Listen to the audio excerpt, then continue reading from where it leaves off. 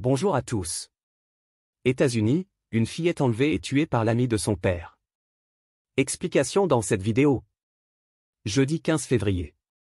À Livingston, petite ville du Texas de 5000 habitants, des cris désespérés résonnent partout dans les rues. Audrey, Audrey. Voilà de longues heures que la fillette de 11 ans a disparu sur le chemin de l'école. Fou d'inquiétude, ses parents et ses proches interrogent les riverains et les passants. Parmi ceux qui tambourinent aux portes se trouve un grand chauve à barbe rousse, le teint blafard, tatoué de partout. Malgré son physique de dur à cuire, Stephen McDougal peine à retenir ses larmes quand il montre à ceux qu'il croise la photo de la petite disparue. Vous êtes sûr que vous ne l'avez pas vue? Audrey est la fille de son meilleur ami. Mais si McDougal est aussi impliqué, c'est parce qu'il a eu son rôle dans l'histoire. C'est lui qui a déposé la fillette à l'arrêt du bus scolaire, le matin même, juste avant qu'elle ne s'évapore. Joshua et Cassie, les parents d'Audrey, se sont séparés quand elle était petite. Depuis, sa mère n'ayant pas les moyens de la garder, elle habite avec son papa dans une maison avec jardin. Audrey est une enfant joyeuse, pleine de vie, qui adore la nature et les animaux. Chaque fois que son père doit s'absenter pour son travail, c'est tonton Stephen qui veille sur elle. Lui-même chômeur et sans le sou, McDougal habite un camping-car en bordure de la propriété. Avec ses poils roux et ses tatouages, dont une croix gammée qui en dit long sur le personnage. Il n'a pas franchement le look d'une nounou, mais Audrey l'aime beaucoup. Elle lui confie ses doutes et ses chagrins, lui l'écoute et la conseille. Il est gentil, tonton Stephen.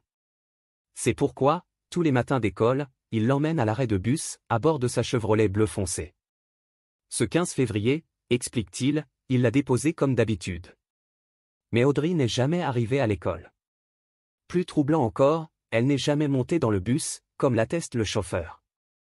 Depuis que l'école a donné l'alerte, un avis de recherche a été diffusé avec le signalement de la petite, 1,25 m, 34 kg, blonde, les yeux bleus. Au moment de sa disparition, Audrey portait un sweat noir à capuche, un pantalon noir, des baskets noires et un sac à dos Hello Kitty rouge vif. Sur la base de ces informations, c'est désormais toute la petite ville qui est en ébullition. Policiers et bénévoles fouillent les bois et les rives du lac voisin. Les parents d'Audrey sont sur tous les fronts.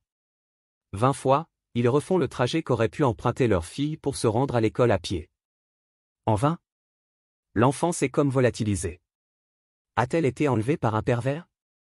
Les caméras de surveillance situées à proximité de l'arrêt de bus ne montrent rien. Aucune voiture suspecte ni aucun individu louche n'ont été signalés. Pendant que sur le terrain les recherches se poursuivent, les enquêteurs s'intéressent aux proches de la petite disparue. Et particulièrement à ce McDougal, le fameux tonton Stephen. C'est lui le dernier à avoir vu l'enfant, et personne ne peut confirmer qu'il l'a bien déposé à l'arrêt de bus. Or l'homme n'est pas inconnu des fichiers.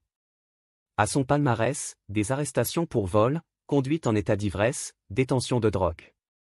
En 2010, il a notamment été condamné à 4 ans de prison pour avoir menacé un collègue avec un couteau. Et en 2007 à 2 ans de plus pour agression sexuelle sur une petite fille de 10 ans.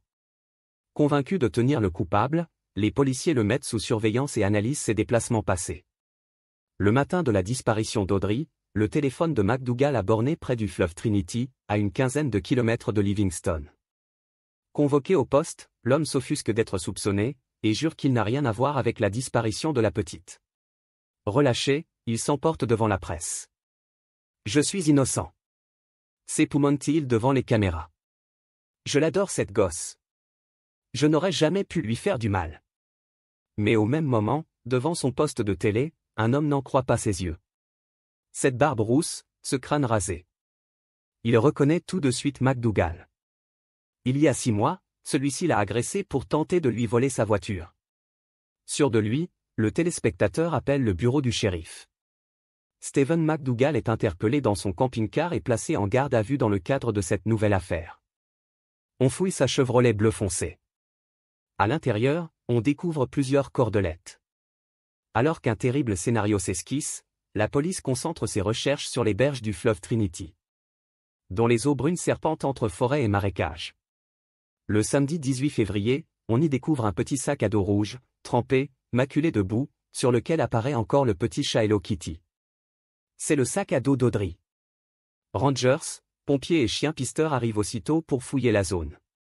Une dérivation est mise en place en amont du fleuve, pour en faire baisser le niveau et faciliter le travail des plongeurs. Des Zodiacs arpentent les eaux sombres.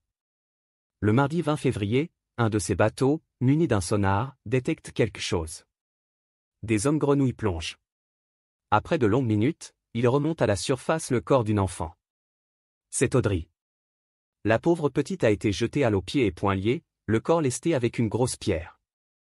À Livingston comme dans les alentours, l'horrible nouvelle fait l'effet d'une bombe. Quel monstre faut-il être pour infliger pareil sort à une pauvre gamine sans défense? Spontanément, des dizaines d'anonymes viennent déposer des fleurs, des peluches et des bougies sur les rives du fleuve. Les parents de la petite, dévastés, n'ont pas la force de s'exprimer. Il n'y a pas de mots, balbutie seulement Cassie, la mère, en fuyant les caméras. Le soir même, une veillée de prière rassemble proches, voisins, professeurs et camarades de classe d'Audrey dans une atmosphère très lourde. La cérémonie s'achève par un lâcher de ballons violets, la couleur préférée de la petite défunte. Le lendemain, les premiers résultats de l'autopsie commencent à raconter l'horreur. Audrey a succombé à un violent coup sur la tête porté à l'aide d'un objet contondant.